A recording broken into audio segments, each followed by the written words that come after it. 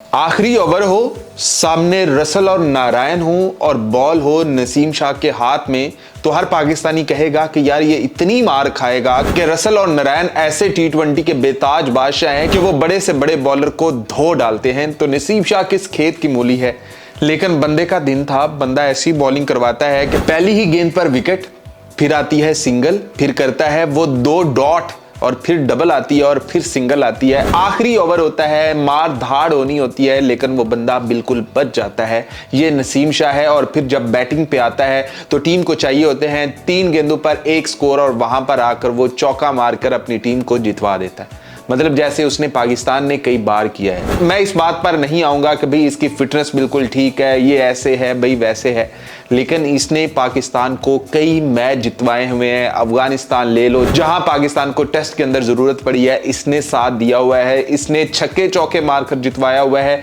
इसने बॉलिंग से इतने मैच नहीं जितवाए हुए जितने इसने अपनी बैटिंग से जितवाए हुए हैं। मसला सिर्फ इसकी फिटनेस का है। अगर ये अपनी फिटनेस बेहतरीन कर लेता है तो जैसे ये पाकिस्तानी टीम में आया था, जो इसके पास स्पीड थी, जो इसके पास लाइन और लेंथ थी, इससे बिल्कुल ही हट गया। मतलब आज भी हमें वो इंडिया के खिलाफ इसका मैच याद है जब इसने केएल राहुल को नचाया था, उसको आउट किया था। फिर हमें याद है हैरी ब्रूक, फिर हमें बेन स्टोक्स याद है कि किस तरह इस बंदे ने उनको नचाया था वर्ल्ड कप के अंदर। तो बॉलर बुरा नहीं है, बस अपनी फिटनेस के ऊपर इसको काम करना है। और ये जो गंदी बॉल से एकदम से आकर करना शुरू कर देता है, हमने देखा है कि ये इसने इंप्रूव किया है। पिछले कुछ मैचेस से हमने इसकी इंप्रूवमेंट देखी है। आप ये कह सकते हैं कि अभी किसी बड़ी टीम के खिलाफ मैच नहीं खेला, पता लग जाएगा कि इसने इंप्रूव किया है या नहीं।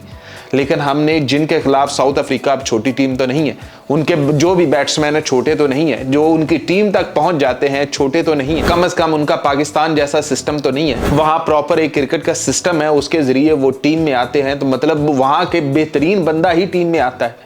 तो उनके खिलाफ जो नसीम शाह ने बॉलिंग की है कमाल है। और कल जो इसने डेजर्ट वाइपर की जानिब से इसने बॉलिंग की है, आखिरी ओवर में सिर्फ 4 रन देना, सामने सुनील नारायण और रसल हो, और वहां पर इसकी इस तरह की बॉलिंग करना भाई तारीफ के काबिल है। और अभी थोड़ी देर पहले मैंने एक पोस्ट की जिसके ऊपर मैंने लिखा कि रूट जो है वो वेस्ट इंडीज नसीम शाह है। तो लोगों ने कहा कि क्या बकवास है, ये है वो है, कि नसीम शाह एक 3rd क्लास बॉलर है, ये है वो है। भैया अभी आपने नसीम शाह की बॉलिंग देखी नहीं है। बहुत सारे लेजेंड कहते हैं कि अभी वो बॉलर बन रहा है, अभी उसका पीक टाइम आएगा और वो आपको बताएगा कि उसके पास हर तरह की स्विंग है, उसके पास यॉर्कर्स हैं, उसके पास स्पीड है। मतलब एक कंप्लीट बॉलर है। बस अपनी लाइन और लेंथ के ऊपर वो बंदा काम कर ले, और बंदा लाइन एक बार ये सीधी इसकी हो गई और इसको पता चल गया कि भैया कहां पर मैंने बैक लेंथ बॉल करनी है और कहां पर मैंने यॉर्कर्स करने हैं, फुल लेंथ करनी है, तो भैया कमाल हो जाएगा। ये बंदा पाकिस्तान के लिए प्रॉपर मैच विनर है, इस पर तो शक ही नहीं है कि यार ये दिल से नहीं पाकिस्तान के लिए खेलता। भाई ये दिल गुर्दे हर चीज से खेलता है, बस फिटनेस साथ नहीं देती कि इस उम्र के अंदर इसका पेट बढ़ जाना, और वो भी एज ए क्रिकेटर इसका पेट बढ़ जाना, ये एक सोचने वाली बात है। और नसीम शाह को अपनी फिटनेस के ऊपर काम करना चाहिए। इसको मुकम्मल फिट होकर पाकिस्तान के लिए खेलना चाहिए। और इसके पास सब कुछ है, क्यों अपने आप को जाया कर रहा है, क्यों अपने आप को बातें सुनवा रहा है। ये आपके हारिस रऊफ से 100 दर्जे बेहतर है, ये आपके शाहीन से भी बेहतर है, कुछ मामलात में ये बहुत बेहतर है।